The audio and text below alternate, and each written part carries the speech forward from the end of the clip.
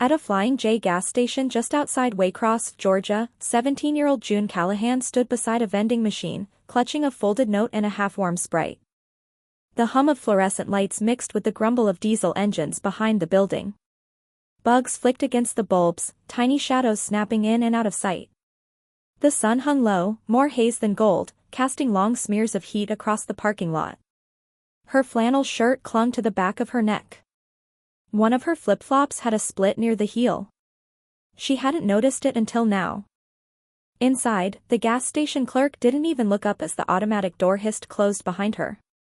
He slid a lottery ticket across the counter to a man in a tank top and returned to chewing gum, eyes fixed on the screen above the cigarette racks. June didn't move. She wasn't sure how long she had been standing there, minutes? An hour? Her Sprite was no longer cold. She unscrewed the cap, took a sip, and nearly choked. Too sweet. That morning had been weirdly normal. Her mother hummed Patsy Cline while straightening a visor she hadn't worn in years. Her father tapped the steering wheel in 4/4 time, just like he did on road trips when she was a kid. They hadn't argued. They hadn't said anything cruel. They had even laughed when the GPS rerouted them past a bait shop called Hooked on Jesus. Her mother had said, "We all need a sign." June had thought maybe, just maybe, this trip was their way of resetting. She had waited by the vending machine, thinking they'd just gone inside for coffee. Or maybe to the restroom. She kept glancing at the gas pump, expecting their car to roll up beside it. Instead, her phone buzzed once. A notification from the bank, $12.76 withdrawn for gas in Glynn County. Her eyes darted to the road. Nothing. She refreshed her texts. No messages. No missed calls. Then she remembered the note. It was still warm from her pocket. Folded twice, edges curled with sweat. 3 words, scribbled in her mother's handwriting, "You're too much. Good luck." She read it again, blinking. Her thumb rubbed the corner where a smudge of lipstick bled into the page. She called her mom's number. Straight to voicemail. Her dad's phone, disconnected. She tried again, switching hands as her grip slipped from condensation. The Sprite hit the asphalt, fizzing out into a shallow circle. A man walked past, backpack slung over one shoulder, and paused. "You all right, sweetheart?" June froze. The man had tired eyes and a soft southern drawl, but she stepped back anyway. "I'm fine," she said, her voice too sharp. He nodded, hands raised in that universal I mean no harm way. "Just checking." He disappeared into the convenience store. June watched his reflection vanish in the glass. She picked up her Sprite, now dented and half-empty. Behind the station, past the dumpsters and cracked concrete, a train groaned along the tracks. She followed it without thinking. The ground changed from pavement to gravel. Beyond that, an old train depot leaned like a forgotten barn.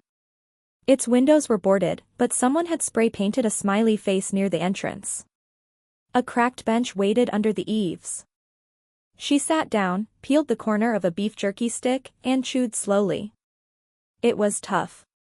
The orange slices in her backpack had leaked slightly, their Ziploc bag sticky with sugar. She ate those too, one by one, even the bruised ones. She didn't cry. Not then. Night fell in layers. The trucks were fewer now, headlights like slow comets on the horizon. The station's sign flickered once, then went out entirely.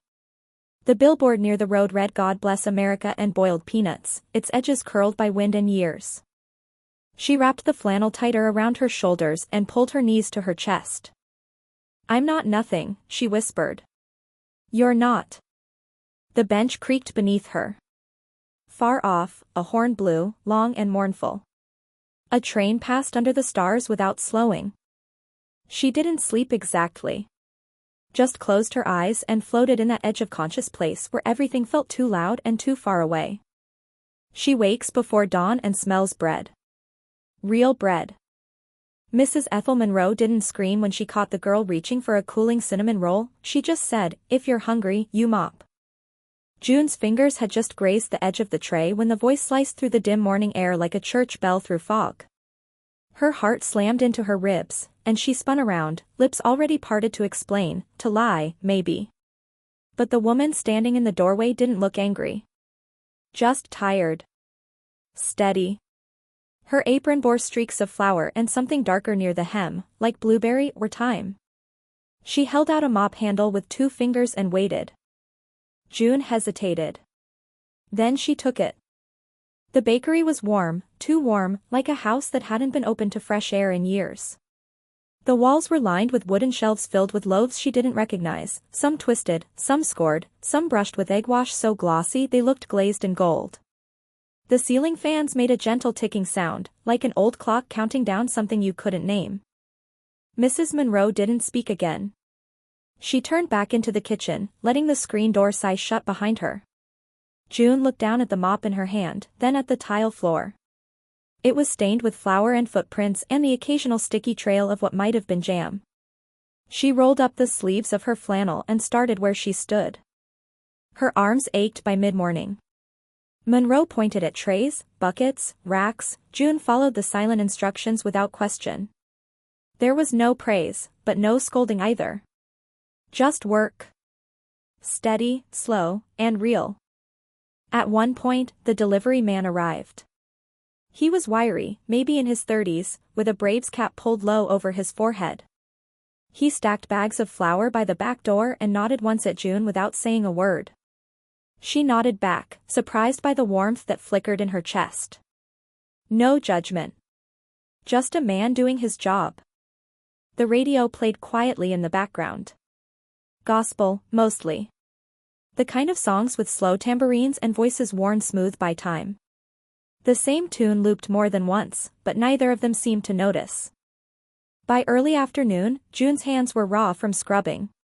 She'd rinsed and dried baking sheets, wiped countertops that never seemed clean enough, and stacked rolling pins in a crate marked "Not for Sale." She didn't ask questions, and Monroe didn't offer answers. But when June reached for a measuring cup with her left hand, Monroe paused. "You right-handed?" she asked, eyes on the dough. June blinked. "No. Left." Monroe nodded, mostly to herself. "Thought so. My daughter was, too. Couldn't roll a crust even if her life depended on it." There was a photograph above the flower shelf. A girl in a lavender dance costume, mid-twirl, frozen in time. June didn't ask. She figured she wasn't supposed to. They didn't eat dinner together. Monroe handed her a slice of honey wheat with a pat of cold butter and returned to shaping baguettes. June sat on an overturned milk crate in the back corner and let the bread melt on her tongue. It was the first thing she'd eaten all day that hadn't come from a wrapper or a can. As the sky dimmed, Monroe closed the shop in silence. She wiped the chalkboard outside clean. The specials for the day, sweet rolls, rye, and banana nut muffins, disappeared under her firm strokes. Then she disappeared into the kitchen again. June hovered by the back door, unsure what to do next. She didn't want to ask. Asking felt like risking the whole thing. Monroe returned a few minutes later, holding a folded blanket in one hand and a ring of keys in the other. She walked past June, pushed open the storage room door, and gestured with her chin. "Cot's in there," she said. "You don't snore, do you?" June shook her head, too stunned to speak. The room was small, lined with baking trays and stacked crates. The cot looked like it had been used for decades. But it had a pillow. And the blanket was clean. There was even a tiny lamp near the floor, plugged into a wall outlet with a slight hum. She laid down with her shoes still on, arms folded over her chest, heart pounding in her ears. It wasn't safety, not really. But it was shelter. A thin wall between her and the road. The radio still hummed gospel in the distance. She drifted in and out of sleep until something stirred her at 3 in the morning. It wasn't sound. It was scent. A folded blanket covered her legs. At the foot of the cot, wrapped in parchment and tied with a red string, was a warm loaf of bread. No note. No explanation. She reached for it with both hands, pressed it to her chest. It was still soft. "Monroe, from the doorway, you drop a dish, you scrub twice." By the time November rolled in, June could balance pie crusts and check stock market alerts without missing a beat. The bakery had begun to cool with the weather. The early morning air wasn't as thick now, and Monroe had taken to cracking the front window open a sliver before sunrise. The scent of cinnamon and yeast met crisp air, blending into something both sweet and sharp, like memory. June's corner had transformed over the past year from a pile of folded aprons and a lopsided cot into a real space. Her space. A battered desk from the church rummage sale had been pushed against the back wall. The finish was scuffed, but the drawers opened smooth. On top sat an old Toshiba laptop she'd rescued from a hardware store dumpster months ago. A piece of tape held one hinge in place. The fan whirred loud when it booted, but it worked. It was enough. Mrs. Monroe once said, "Learn something small every day. Even if it's just how to boil an egg without cussing." June took it to heart. She filled her days with flour and formulas, her nights with lectures and ledgers. She'd wake early to sweep and prep, then squeeze in GED practice tests between dishwashing and deliveries. Her favorite sticky note, pale yellow, curling at the edges, was pinned beside the fridge. It read area equals pi r superscript 2 in blocky handwriting, circled twice. She still wore the same flannel sometimes, though the elbows had thinned. The note her mother left was tucked inside the front pocket, creased a dozen ways. She didn't look at it often. But she knew it was there, like a scar under skin. One chilly morning, on her walk back from the thrift store, she spotted the laptop. It was leaning against the side of a recycling bin, screen cracked, but the keys intact. She carried it like treasure. Monroe didn't say a word when June brought it inside. Just glanced once over her glasses and returned to shaping brioche. June spent the next 2 weeks collecting parts from a dusty repair shop near the train tracks.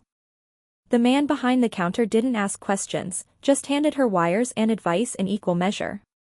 "Don't rush the power board," he warned, more than once. When the screen finally flickered to life, June let out a sound that startled the cat curled beneath the flour sacks. She registered for free GED courses first. English was easy. Social studies, a breeze. Algebra took longer. She failed the first quiz, nearly passed the second, and finally aced the third. Monroe didn't cheer, but she added a second spoonful of honey to June's tea that day. Around the same time, June stumbled onto a financial forum buried in the comments of a baking blog. Someone mentioned penny stocks, specifically, a struggling logistics company based near the Gulf. The company had just shifted leadership and was restructuring delivery routes. The thread was full of skepticism, but June saw something else. She liked patterns. And their numbers, while shaky, had rhythm. She wired in €100, money saved from weekend orders and extra cleaning shifts. It wasn't much, but it felt like a gamble worth placing. She began journaling her spending on scraps of receipt tape. Rent, $0. Electricity, paid by Monroe. Soap, $1.29. One afternoon, Monroe glanced at a strip left near the sink and said, "You run in a bank back here?" June just smiled. The toaster oven in the bakery had been dying for weeks. It made a buzzing noise when preheated, and the heating coil in the back didn't glow evenly anymore. Monroe thumped it once with the heel of her palm, muttering, "Old things get temperamental." So when June's investment tripled, when she logged in one morning to find her €100 had quietly become €305, she walked 3 blocks to the appliance store and bought a new toaster oven with exact cash. She left it on the counter before dawn, still in the box, with a note taped to the front, "Thanks for the crust lessons." When Monroe arrived, she didn't say anything for a while. She unpacked the box, plugged the oven in, and tested the preheat function. It hummed steady, no rattle. She didn't look at June, just continued slicing dough into even strips. Monroe peers at the new oven and mutters, "Some folks know how to say thank you without saying it." June held the newspaper clipping like a spark about to catch fire, foreclosure notice, 212, Larkspur Lane, Macon. The paper had been part of a donation bundle that came in with a customer's pumpkin loaf order, a stack of old magazines, cookbooks, and one crumpled copy of the Macon Gazette folded between a Southern Living issue and a church bulletin. June hadn't been looking for anything.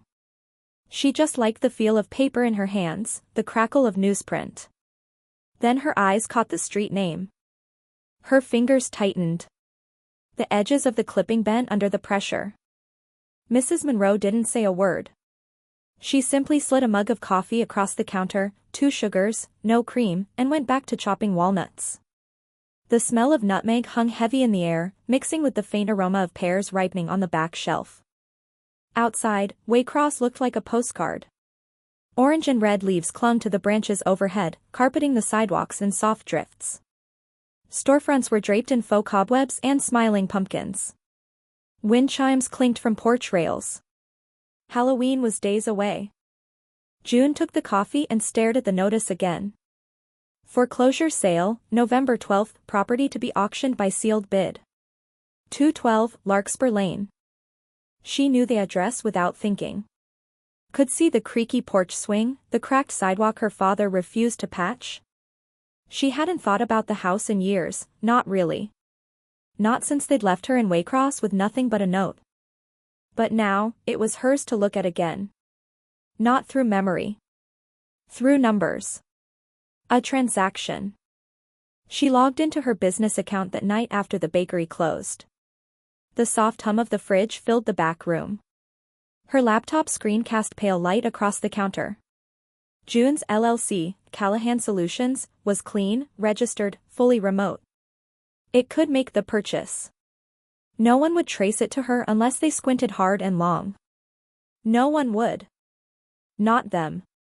At the library the next morning, Mr. Calhoun greeted her with a smile and a fresh roll of printer paper. "You're here early, Miss June." "Big week," she replied, eyes scanning the printer queue. He helped her print out the auction packet, 3 pages of legalese and 1 hand-drawn map of the property lines. As she packed her bag, he slid a Golden Werther's candy across the desk. "Don't let the paper fool you," he said. "What we own, we carry differently." June nodded. She wasn't sure what he meant. But it stayed with her all the same. Back at the bakery, Monroe handed her an envelope, already addressed, already sealed. "Put it in the mail," she said. "No questions." On auction day, they left at dawn. Monroe wore her Sunday cardigan, deep plum with a gold brooch shaped like a dove. She didn't say why. June didn't ask. The courthouse in Macon stood like an old hymn, familiar, solemn, slightly off-key. The auction was held behind it, in a parking lot with folding chairs and numbered paddles.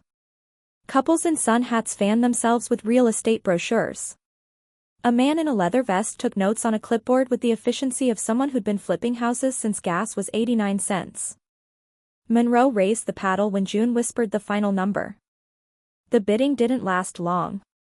One man in khakis pushed twice, then dropped. The gavel hit the table with a crack like thunder on dry ground. "Sold." June stood still. Her breath didn't come easily. Her name wasn't on the deed, not yet, but it was hers. The living room where she once practiced spelling words aloud. The kitchen her mother painted robin's egg blue. The bedroom that hadn't been hers for 4 years. All of it now existed in a folder clutched under Monroe's arm. As the crowd dispersed, Monroe slid off her cardigan and folded it over her forearm. "Now what?" she said softly. June folds the receipt and whispers, "Now we go home." They walked into the real estate office like they were owed something. June sat still, back straight, waiting. The receptionist didn't offer coffee. No one did. The waiting room smelled faintly of lemon polish and cheap carpet glue. A jazz saxophone trickled from a ceiling speaker, light as mist. The ficus plant in the corner was clearly fake, but someone had dusted it anyway. Outside, the Georgia air had gone crisp, sharp enough to wake the bones. June had arrived 10 minutes early. That wasn't new. She always arrived early now. She wore navy slacks, a buttoned blazer, and low-heeled shoes that didn't squeak. Her hair was pulled back into a tight bun, simple, neat, unreadable. As a child, she had waited at this very address, a different room in the same building, watching the mailbox out front for a birthday card that never came. She remembered the shape of that hope, small, soft, ridiculous.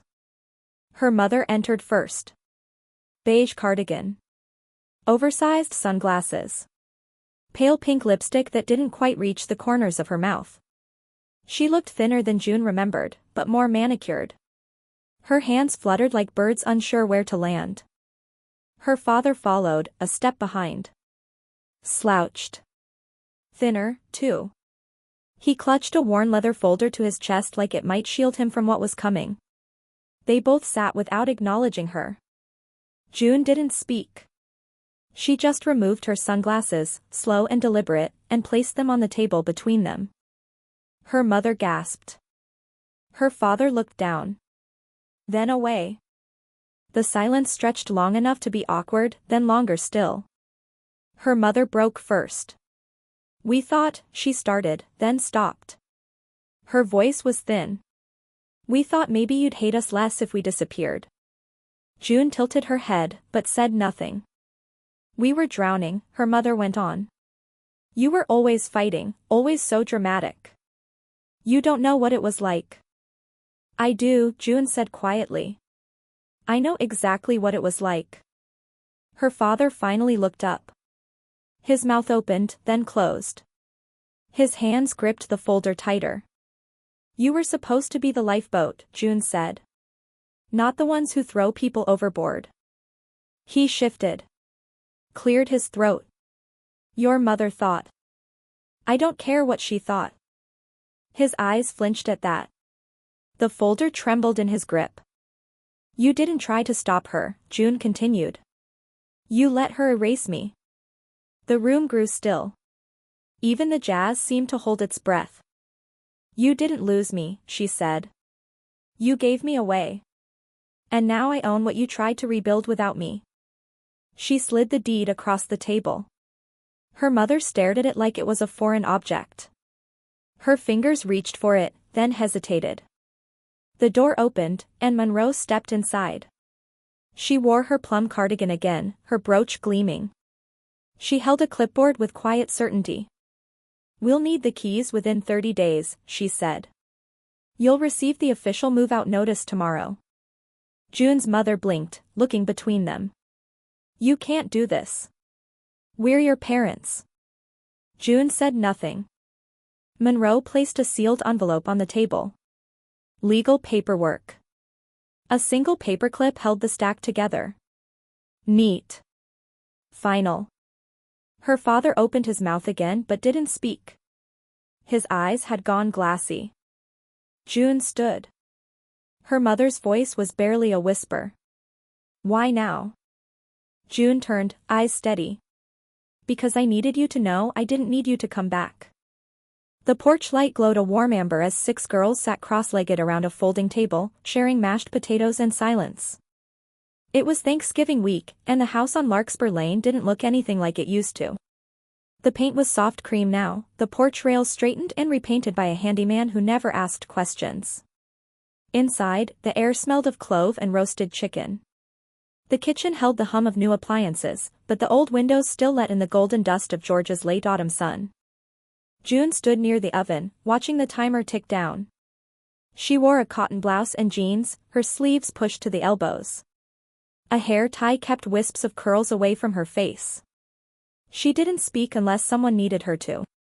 These days, she didn't need many words to be heard. Monroe was back in her apron, sleeves rolled, hands dusted with flour. She guided 2 of the girls through rolling out pie crusts, her voice low but firm. "Don't press too hard. Let the dough breathe," she said. Same with people. The dining room, once sterile and silent, now had sound. Quiet laughter. Forks clinking. A radio playing softly from a shelf. On the walls hung framed sketches, charcoal drawings from one of the girls who never spoke, just watched, and drew. Every bunk upstairs had a folded afghan at its foot. Monroe's daughter's old bookshelf sat beside the stairs, now packed with blank journals and colored pens. June had written a note inside each cover, "You get to write your version." Mrs. Winslow arrived that afternoon, her hair in a soft twist, a pan of cornbread in her arms. She moved slow, careful, and when she saw June, her face softened. After setting the pan down, she leaned close and whispered, "I should have done more back then." June didn't answer. She only touched the woman's hand and nodded once. They ate on mismatched plates. The roast chicken was dry, but no one complained. Cranberry soda fizzed in plastic cups. A girl with nervous eyes passed the gravy like it was a gift. No one reached for seconds right away. There was still a learning curve to abundance. Later, as the girls cleared dishes and Monroe demonstrated how to store pie properly, one of the youngest, maybe 16, lingered at the doorway. "Do I have to leave soon?" she asked. June crouched to her level. "Not until you're ready." The girl nodded, then returned to folding napkins, eyes a little steadier. As dusk settled over the neighborhood, June stepped onto the porch. The wind had picked up. Leaves skittered across the walkway. Somewhere down the block, a radio played holiday jazz from an open window. She turned the porch light switch with her own hand. The glow spread gently over the steps, down to the cracked path where she used to sit and wait. She remembered staring at that porch for hours once, hoping for the light to flip on, hoping for someone to say come home. Now, it was hers to give. She checked the mailbox on a whim, more ritual than need. Inside, nestled between a grocery flyer and an empty envelope, was a small white card. No stamp. No return address. Just one sentence, written in a hand she hadn't seen in years. "Thank you. E." The warmth of that porch light wasn't just for the girls inside, it was for every part of June that had once stood outside in the cold, waiting to be seen. What began as a place of abandonment became a home rebuilt on quiet care and second chances. Sometimes, the kindest acts aren't grand gestures, but the silent ones, an open door, a folded blanket, a steady presence when the world goes still. Like the soft glow in a darkened window, compassion often shows up where we least expect it, asking nothing in return. If this story lingers in your heart, perhaps it's because you've known the quiet power of being held when no one else would.